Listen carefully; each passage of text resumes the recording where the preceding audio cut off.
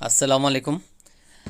आज एक और क्वेश्चन डिफ़िकल्ट टाइप का नॉट फॉर प्रॉफिट कॉन्सेंट का आपके सामने होगा।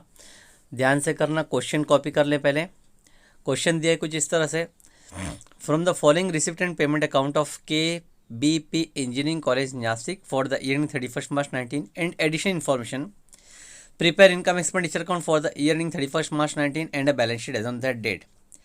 एक इंजीनियरिंग कॉलेज का आप लोगों को रिसिप्ट एंड पेमेंट अकाउंट और इन्फॉर्मेशन दी गई है और उसके बिहाफ पे हम लोगों को बनाने का है पूरा income and expenditure and balance sheet. तो रिसिप्ट एंड पेमेंट में देख लेते हैं। रिसिप्ट एंड पेमेंट में कहा गया है debit side, receipt side to balance brought down, जिसको हम लोग बोलते हैं opening balance of cash and bank. No effect for that, cash in hand, cash at bank, no effect because capital fund will be given in question at the end. Interest is revenue, subscription revenue है, life membership fees फ़िलहाल revenue मानेंगे हम, donation revenue, tuition fees revenue, term fees revenue, sundry receipt भी revenue और admission fees को भी कहा गया है रेवेन्यू। मतलब कि जितनी भी रिसिप्ट हुई है वो सारी चीज़ें रेवेन्यू की है। अच्छा, पेमेंट साइड में salaries to teaching staff revenue, electricity revenue, books asset, furniture asset, ये दोनों जो एसेट है पेमेंट साइड में दिया गया है। मतलब कि हमने बुक्स को परचेज भी किया है और फर्नीचर भी परचेज किया है। स्टेशनरी एक्सपेंस है रेवेन्यू। फिक्स डिपॉजिट है 31 मार्च पे, यानी हमने फिक्स डिपॉजिट में इन्वेस्टमेंट किया है, इन्वेस्ट कर दिया पैसा। और लास्ट में दिया है balance carried down, cash in hand, cash at bank, both are my assets. ठीक है, तो इस तरह से रिसिप्ट एंड पेमेंट को तो सिंपल से हमने समझ लिया। जो रेवेन्यू है वो सब इनकम एंड एक्सपेंडिचर में जाएगा, अपोजिट साइड डेबिट में है, रिसिप्ट में तो इनकम में जाएगा और पेमेंट में है तो एक्सपेंडिचर में जाएगा। लेकिन जो एसेट है वो एसेट को परचेस करके बताना पड़ेगा। अब मेन इंपॉर्टेंट है इसमें नीचे टेबल एडिशन इन्फॉर्मेशन। इस एडिशनल इन्फॉर्मेशन में हमको टेबल इन्फॉर्मेशन दिया हुआ है, table wise particulars, books, furniture, building fund, fix deposit and capital fund. Books कहा गया है, फर्नीचर है, बिल्डिंग फंड है, फिक्स डिपॉजिट है और कैपिटल फंड है। कैपिटल फंड क्वेश्चन में दिया गया है, इसलिए हम लोग ओपनिंग बैलेंस शीट नहीं बना रहे हैं। ओपनिंग इन्फॉर्मेशन कुछ काम का नहीं रहेगा। अब इधर डिटेल दिया है 1 अप्रैल 2018। 1 अप्रैल 2018 मतलब बिगनिंग में ही, ओपनिंग में हमारे पास बुक्स थे 6 लाख रुपए के, फर्नीचर था 3,19,000, बिल्डिंग फंड था 10 लाख, फिक्स डिपॉजिट था 9,10,000 और कैपिटल फंड था 9,47,400। हम लोग ये सारे capital fund, building fund, fix deposit, furniture, books, ये सब को हम अपनी बैलेंस शीट में रिकॉर्ड करेंगे because all are assets as well as liability. Books asset में रिकॉर्ड करेंगे ओपनिंग के नाम पे, फर्नीचर भी एसेट में रिकॉर्ड करेंगे ओपनिंग के नाम पे, बिल्डिंग फंड लाइब्रेरीज में भी जाएगा ओपनिंग के नाम पे, फिक्स डिपॉजिट एसेट में जाएगा ओपनिंग के नाम पे और कैपिटल फंड लाइब्रेरीज में लिखेंगे ओपनिंग के नाम पे। ये 1 अप्रैल 2018 की जितनी भी इंफॉर्मेशन है सब का सिर्फ एक ही इफेक्ट पास करना है। मेन इंपॉर्टेंट अब इसके बाद में शुरू होता है 31 मार्च 19। 31 मार्च 19 पे हमको क्लोजिंग की इंफॉर्मेशन दी गई है कि क्लोजिंग में हमारे पास बुक्स 6 लाख की ही होनी चाहिए। तो ये कैसे पॉसिबल है कि ओपनिंग में भी 6 लाख और क्लोजिंग में भी 6 लाख? तो इसके लिए हम लोग को स्पेशली ध्यान से सॉल्यूशन करना पड़ेगा। अगर ध्यान से देखो आप तो ओपनिंग में अभी मैंने बताया 6 लाख का था, लेकिन पेमेंट साइड में ऑलरेडी बुक्स का नाम दिया गया है जिसका अमाउंट है 61,000। तो यानी तुमने बुक्स का परचेज भी किए हो। पहले ओपनिंग था 6 लाख, 61,000 का परचेस हुआ तो टोटल बुक्स हो गई 6,61,000 की। 6,61,000 की बुक्स को 6 लाख रुपए करने बोल रहा है, मतलब सीधा डिक्रीज करने के लिए कह रहा है। तो जो डिक्रीज होगा वो डेप्शन कहलाएगा। फर्नीचर के बारे में भी सेम वैसे ही है कि ओपनिंग में था 3,19,000 लेकिन क्लोजिंग में हमको बोल रहा है कि 3 लाख का ही फर्नीचर होना चाहिए। तो 3 लाख का फर्नीचर उसी वक्त हो पाएगा कि जब हम फर्नीचर के बारे में पूरा डिटेल चेक करते हैं। पहले ओपनिंग है 3,19,000, पेमेंट साइड में 51,000 दिया हुआ है, 3,19,000 प्लस 51 अगर करते हैं तो 3,70,000 होता है। यानी पूरा फर्नीचर हमारे पास इस साल में 3,70,000 का है, लेकिन eight the end of day बोल रहा है कि 3 लाख का ही होना चाहिए। तो 3,70,000 को 3 लाख करेंगे, मतलब 70,000 रिड्यूस करना पड़ेगा, वो डेप्शन कहलाएगा। ये दोनों ही इन्फॉर्मेशन एकदम इम्पॉर्टेंट है, सॉल्यूशन करेंगे तो ध्यान से देखना, वहाँ पर वापस से मैं एक बार एक्सप्लेन करूँगा। अच्छा, आगे की 3 information, building fund question mark है, फिक्स डिपॉजिट क्वेश्चन मार्क है, और कैपिटल फंड भी क्वेश्चन मार्क है। तो ये तीनों चीज़ों को हमको फाइंड करना पड़ेगा कि 31 मार्च 19 पे ये तीनों चीज़ें कितनी हैं। सॉल्यूशन एंड होते होते ये सारी अमाउंट हमको मिल जाएगी। एडजस्टमेंट कहा गया था, पहला adjustment 50% of donation are for building fund and the balance are to be treated as revenue income. 50% donation जो है वो बिल्डिंग के लिए दिया गया है और बाकी का रेवेन्यू इनकम है। तो इसका इफेक्ट हम पास करेंगे, बिल्डिंग फंड में से माइनस कर देंगे डोनेशन में से बिल्डिंग फंड माइनस करेंगे इनकम में से, और सेकंड इफेक्ट बैलेंस शीट में जाके इसको बिल्डिंग फंड में ही प्लस कर दिया जाएगा डोनेशन। अच्छा, फिर दिया है आउटस्टैंडिंग सब्सक्रिप्शन 5,300, सब्सक्रिप्शन आउटस्टैंडिंग है 5,300 रुपये का, तो सब्सक्रिप्शन इनकम में प्लस करेंगे और सेकंड इफेक्ट पास कर देंगे एसेट साइड। लास्ट नाम है life membership fees are to be capitalise. Life membership fees को कैपिटलाइज करना है, तो लाइफ मेंबरशिप फीस हम देखते हैं इनकम में दिया हुआ है, उस इनकम में 25,000 दिया है, 25,000 कैपिटलाइज करना है, मतलब इनकम में से माइनस करके सेकंड इफेक्ट हम कैपिटल में उसको प्लस कर देंगे। ठीक है, तो सारी इन्फॉर्मेशन, एडजस्टमेंट सिंपल है, रिसिप्ट एंड पेमेंट के नाम सिंपल है, ओपनिंग बैलेंस को लिखना भी सिंपल है। सिर्फ एडजस्टमेंट 31 मार्च 19 का जो दिया हुआ है टेबल में वो थोड़ा डिफिकल्ट है, थोड़ा ध्यान से करना पड़ेगा। सॉल्यूशन करने के लिए फॉर्मेट बनाएंगे, पहले इनकम एंड एक्सपेंडिचर अकाउंट पूरा 1 पेज का, और वैसे ही बैलेंस शीट पूरे 1 पेज का, दोनों चीज़ 1-1 पेज की बनाने के बाद में हम लोग स्टार्ट करेंगे फ्रॉम एडिशनल इन्फॉर्मेशन। ठीक है, इन्फॉर्मेशन जो एडिशनल इन्फॉर्मेशन में टेबल दिया हुआ है उस टेबल को सोल्व करते हैं। ठीक है, ध्यान से करते हैं। पहले 1 अप्रैल 2018 टेबल में जो कॉलम दिया हुआ है उस कॉलम की हम लोग पोस्टिंग करते हैं। जैसे मैंने आप लोग को अभी कुछ देर पहले एक्सप्लेन किया कि एडिशनल इन्फॉर्मेशन में जब टेबल दिया जाता है तो हम लोगों को ध्यान से देखना होता है।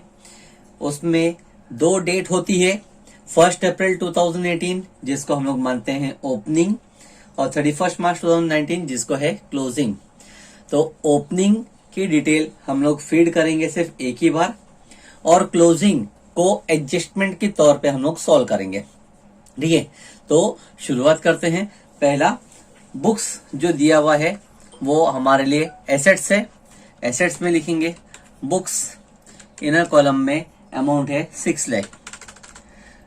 बुक्स चाहिए तो इसको और थोड़ा इलेबोरेट कर देते हैं, यहां पर इस तरह से बुक्स को लिखे, और नीचे में इस तरह से लिख देता हूं ओपनिंग।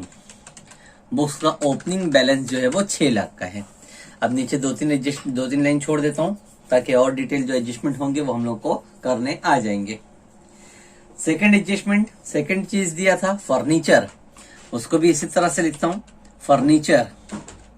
फर्नीचर का भी अमाउंट अंडरलाइन करके नीचे लिखेंगे ओपनिंग, और ओपनिंग का अमाउंट है 3,19,000। ठीक है, उसके बाद में है बिल्डिंग फंड, तो बिल्डिंग फंड होता है लाइब्रेरी, लाइब्रेरीज में लिखेंगे बिल्डिंग फंड, उसको भी नीचे लिखते हैं ओपनिंग, और ओपनिंग का अमाउंट है 10 लाख। ठीक है,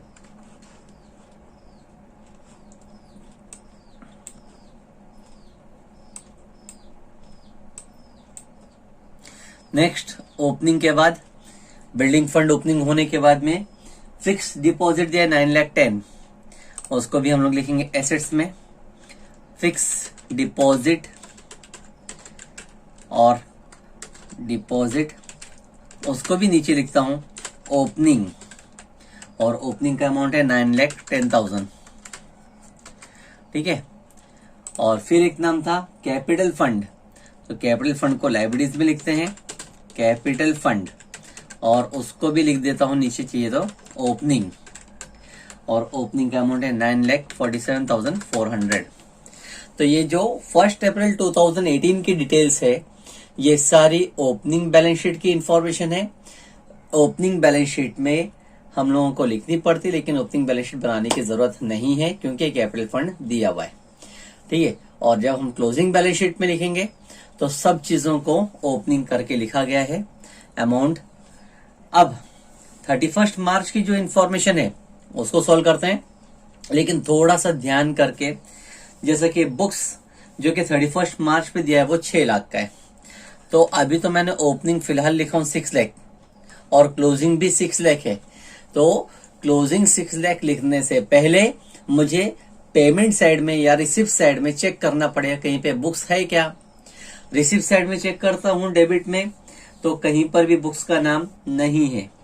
लेकिन अगर मैं पेमेंट साइड में चेक करूं तो बुक्स का नाम दिख रहा है 61,000। तो जब पेमेंट साइड में दिख रहा है तो पेमेंट साइड में मतलब होता है परचेस। तो परचेस में लिखूंगा ऐड करूंगा 61,000, ठीक है।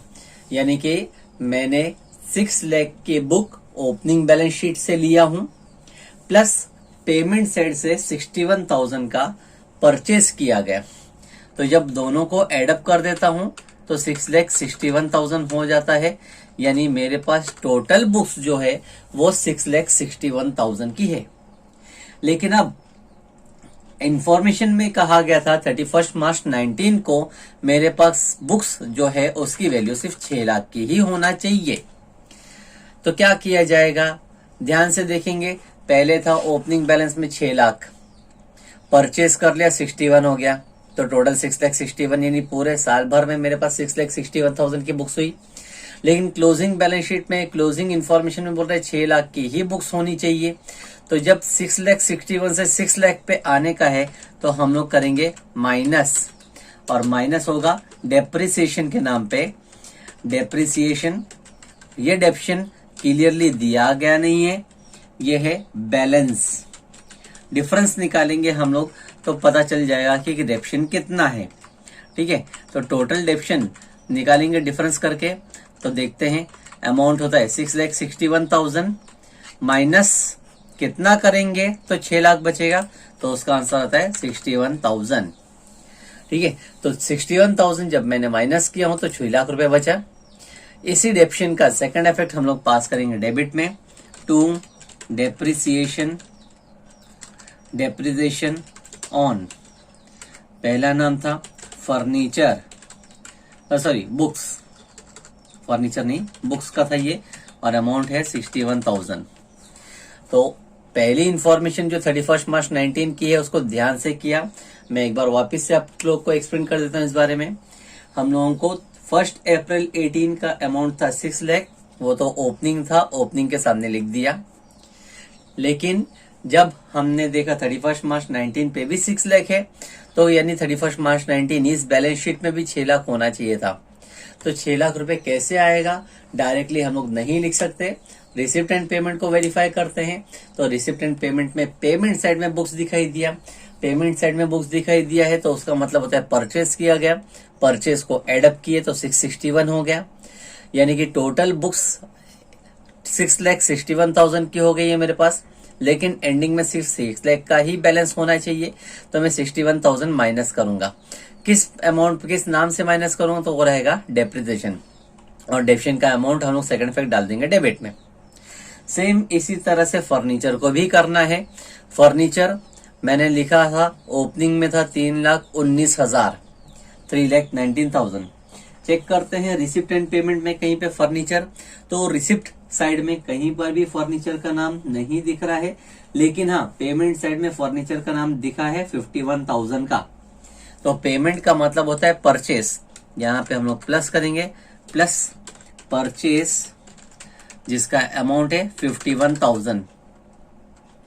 अब अगर एडअप कर दिया जाए 3,19,000 प्लस 51,000 तो होता है 3,70,000। 3,19,000 पहले ओपनिंग में था, 51,000 प्लस किए तो 3,70,000 का टोटल मेरा फर्नीचर हो गया। लेकिन ध्यान से देखो तो फर्नीचर का क्लोजिंग बोल रहा है क्वेश्चन में 3 लाख का ही होना चाहिए, 3 लाख का ही बैलेंस होना चाहिए फर्नीचर का। तो मैं जाहिर सी बात है 3,70,000 से 3 लाख पे लाना चाहूं तो मुझे माइनस करना पड़ेगा, और माइनस करूंगा तो वो डेप्रिसिएशन का ही नाम हो सकता है। इसमें डेफिनेट बोला नहीं था तो यहाँ पे मैंने लिख दिया है बैलेंस, ये भी बैलेंस मिला मुझे। कितना डिफरेंस आ रहा है, वो है 70,000। ठीक है, अब ये डेप्शन का भी सेकंड इफेक्ट हम लोग को लिखना पड़ेगा। टू डेप्शन ऑन, पहले बुक्स में लिखे थे, अब मैं लिखूंगा फर्नीचर के ऊपर 70,000। तो टोटल डेप्शन 1,31,000 का हो जाता है, 131। ठीक है, यही चीज इंफॉर्मेशन बहुत इंपॉर्टेंट था जो कि डिफरेंट है, बाकी अब सिंपल है आगे। अब इसके बाद में देखेंगे तो बिल्डिंग फंड 31 मार्च 19 में दिया है क्वेश्चन मार्क। बिल्डिंग फंड पहले मैंने ओपनिंग का लिख चुका था, लेकिन क्वेश्चन मार्क है मतलब क्लोजिंग मुझे फाइंड करना पड़ेगा।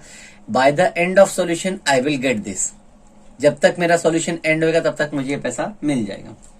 फिक्स डिपॉजिट भी मैंने लिख के रखा हूं 9,10,000, लेकिन क्लोजिंग का अमाउंट नहीं है तो वो भी सॉल्यूशन एंड होते होते मुझे मिल जाएगा। कैपिटल फंड भी क्वेश्चन मार्क है, कैपिटल फंड भी ओपनिंग लिख के रखा था, लेकिन उसका भी क्लोजिंग बैलेंस नहीं है, मतलब सॉल्यूशन एंड होते होते वो भी मुझे मिल जाएगा।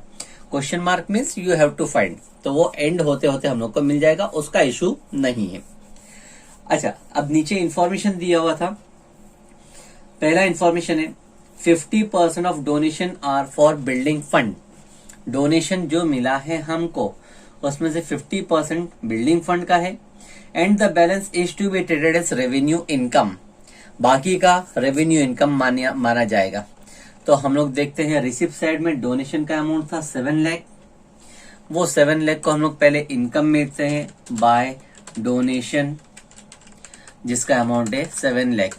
लेकिन पूरा 7 लाख जो है वो मेरी इनकम नहीं है, इसमें से 50% बोल रहा है वो बिल्डिंग फंड के लिए है, तो मैं बिल्डिंग फंड का अमाउंट यहां से डिडक्ट कर देता हूं। 50% मतलब आधा, तो आधा 3.5 लाख माइनस किया, बैलेंस भी बचेगा 3.5 लाख। ठीक है, इस तरह से मेरा सॉल्यूशन कंप्लीट होता है 3.5 लाख का। अभी सेकंड इफेक्ट आना बाकी है, तो मैंने अगर यहां से डोनेशन का बिल्डिंग फंड में से डिडक्ट किया हूं तो बिल्डिंग फंड जो है यहीं पे एडअप करूंगा, बिल्डिंग फंड लाइब्रेरीज में प्लस डोनेशन के नाम पे, और अमाउंट लिखूंगा 3,50,000। देखेंगे पहले था ओपनिंग बिल्डिंग फंड का 10 लाख, 3,50,000 बढ़ गया तो टोटल हो जाएगा 13,50,000, 13,50,000 रुपए का बिल्डिंग फंड हो जाएगा मेरा अमाउंट। ठीक है, तो बिल्डिंग फंड जो क्वेश्चन मार्क था वो अमाउंट मुझे मिल गई। बाकी की रेवेन्यू कहा गया था, तो रेवेन्यू है, रेवेन्यू की चीज ऑलरेडी इनकम में आ चुकी। सेकंड एडजस्टमेंट है outstanding subscription is 5,300। Subscription outstanding है तो सब्सक्रिप्शन चेक करते हैं, डेबिट में दिया हुआ था और डेबिट में अमाउंट है 28,300, तो हम लोग यहाँ पे क्रेडिट में लिखेंगे सब्सक्रिप्शन जिसका अमाउंट था 28,300। आउटस्टैंडिंग बोला गया है मतलब हम लोग प्लस करते हैं, प्लस आउटस्टैंडिंग 5,300 एडअप करें, 28 प्लस 3 33,600 हो जाता है। अब सेकंड इफेक्ट पास करेंगे, आउटस्टैंडिंग है तो आउटस्टैंडिंग का इफेक्ट जाएगा एसेट साइड में ही, आउटस्टैंडिंग सब्सक्रिप्शन जिसका अमाउंट आएगा 5,300 जो कि आउटस्टैंडिंग अमाउंट है। ठीक है, इस तरह से मैंने जो इंफॉर्मेशन थी वो कंप्लीट कर दी। लेकिन अब और आगे बढ़ते हैं, एक और एडजस्टमेंट है, life membership are to be capitalise. Life membership fees को कैपिटलाइज करना है, मतलब कि लाइफ मेंबरशिप जो तुमको डेबिट साइड में रिसिप्ट साइड में दिख रहा है उसको कैपिटलाइज करना है। उसका सिंपल इफेक्ट बाय इनकम में लिखते पहले लाइफ मेंबरशिप फीस, और लाइफ मेंबरशिप फीस का अमाउंट था क्वेश्चन के हिसाब से 25,000। कैपिटलाइज करने के लिए बोला गया है तो कैपिटलाइज का इफेक्ट होता है माइनस करना, माइनस कैपिटलाइज, और अमाउंट हम लोग फीड करेंगे, कोई इंफॉर्मेशन नहीं मतलब फुल अमाउंट 25 माइनस 25, तो बैलेंस जो बचे वो रहेगा 0। कैपिटलाइज करने के लिए कहा गया था इसलिए हमने कैपिटलाइज कर दिए। और कैपिटलाइज का सेकंड इफेक्ट आता है कि हम कैपिटल फंड में उसको प्लस कर दें। प्लस लिखें, प्लस लाइफ मेंबरशिप फीस 25,000। ये अब अगर इन दोनों को अगर एडअप किया जाए तो ओपनिंग कैपिटल फंड और लाइफ मेंबरशिप फीस, तो अमाउंट बनेगा 9,72,000 और 400। ठीक है, दोनों को एडअप करने के बाद इस तरह से एडजस्टमेंट मेरे पूरे कंप्लीट हो गए। एडजस्टमेंट पूरे कंप्लीट होने के बाद में मैं रिसिप्ट एंड पेमेंट को जैसा पोस्टिंग करता हूँ उसी तरह से पोस्टिंग करूंगा। जैसा कि पहला नाम था to balance brought down, cash in hand, cash at bank. Balance brought down, cash in hand, cash at bank. Opening balance of cash and bank है। ओपनिंग बैलेंस फिलहाल मैं पोस्ट नहीं करूंगा। फिर इंटरेस्ट कहा गया है, तो इंटरेस्ट इनकम है, क्रेडिट में आएगा बाय इंटरेस्ट, जिसका अमाउंट दिया है, अमाउंट 55,000। उसके बाद में था सब्सक्रिप्शन। सब्सक्रिप्शन मैंने ऑलरेडी लिख चुका हूं। सब्सक्रिप्शन के बाद में लाइफ मेंबरशिप फीस, वो भी ऑलरेडी लिख चुका हूं। डोनेशन, वो भी लिख चुका हूं। ट्यूशन फीस, तो ट्यूशन फीस लिखूंगा इनकम में। ट्यूशन फीस जो कि इनकम है मेरी, अमाउंट आएगा 12,30,000। ट्यूशन फीस आने के बाद में टर्म फीस, वो भी इनकम है। टर्म फीस इनकम आएगी, इनकम में लिखेंगे 2,08,000। उसके बाद में सन्ड्री रिसिप्ट्स, वो भी इनकम है, क्रेडिट में आएगा bye sundry income, bye sundry receipts, जिसका अमाउंट है सन्ड्री रिसिप्ट्स का 8,000। और लास्ट में कहा गया admission fees revenue, admission fees भी लिखेंगे, एडमिशन फीस और अमाउंट आएगा 60,000। जितना भी रेवेन्यू की चीजें थी, जो भी इनकम थी मेरी, सब मैंने डेबिट का उठा के अपने सॉल्यूशन के क्रेडिट में फीड कर दिया। अब नेक्स्ट पेमेंट साइड में चेक करते हैं। सैलरी टू टीचिंग स्टाफ कहा गया है, डेबिट में लिखेंगे to salaries to teaching staff, और अमाउंट आएगा जो क्वेश्चन में दिया 11,70,000। इलेक्ट्रिसिटी चार्जेस एक्सपेंस है, डेबिट में आएगा टू इलेक्ट्रिसिटी चार्जेस, और अमाउंट लिखेंगे, क्वेश्चन में था 55,000। पेमेंट साइड बुक्स को नहीं लिखूंगा क्योंकि ऑलरेडी बुक्स को मैंने बैलेंस शीट में बुक्स के नीचे परचेस के नाम पे फीड कर चुका हूं। फर्नीचर को भी नहीं लिखूंगा क्योंकि फर्नीचर को भी पेमेंट एसेट साइड में फर्नीचर के नीचे परचेस के नाम पे लिख चुका हूं। स्टेशनरी एक्सपेंस है, डेबिट में लिखेंगे two stationary,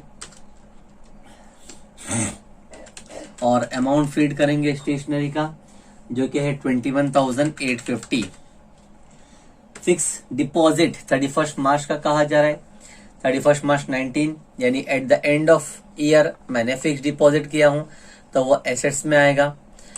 fix deposit already था मेरे पास बैलेंस शीट में ओपनिंग, उसी में ऐड करूंगा, प्लस इन्वेस्टेड, फिक्स डिपॉजिट में और मैंने इन्वेस्ट कर दिया एट द एंड, जिसका अमाउंट है 8,50,000। जब इन दोनों अमाउंट को एडअप करूंगा, फिक्स डिपॉजिट का ओपनिंग प्लस इन्वेस्टमेंट अमाउंट, तो अमाउंट हो जाएगा 17,60,000। ठीक है, उसके बाद में था last balance credit down, cash in hand, cash at bank, both are asset. Asset में आएगा कैश इन हैंड जिसका अमाउंट था 16,650।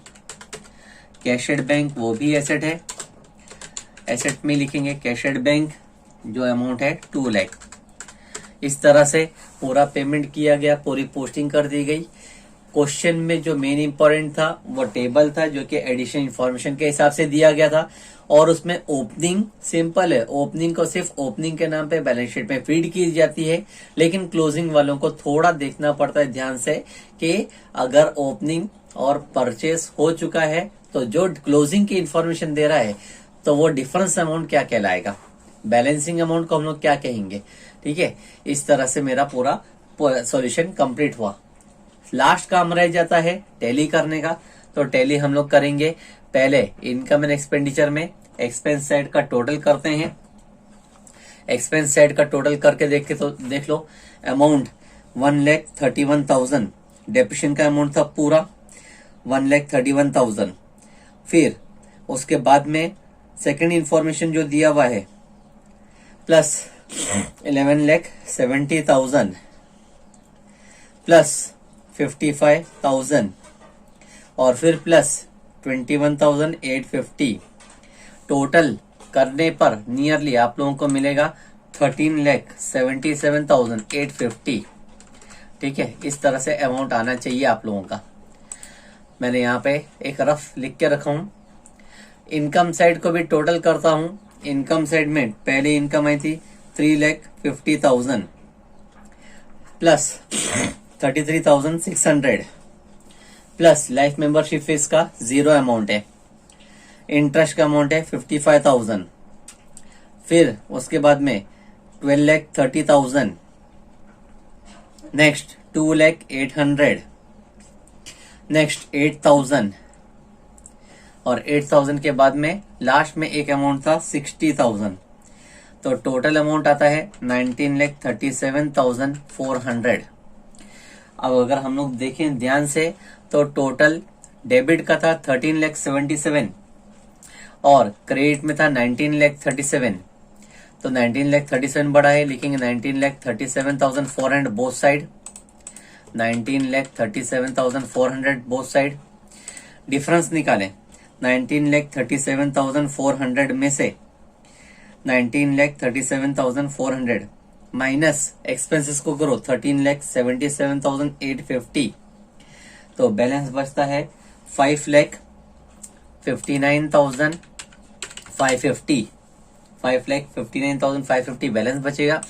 इस बैलेंस को हम लोग लिखेंगे टू सरप्लस, जो कि मैंने आप लोगों को पहले भी बोल चुका हूं कि इसका नाम हम लोग इस तरह से भी बोल सकते हैं, excess of income over expenditure. Income ज्यादा हो गई है और एक्सपेंसेस कम है, तो ये जो भी सरप्लस का अमाउंट आया है, इस सरप्लस को हम लोग कैपिटल फंड में प्लस कर देते हैं। Plus surplus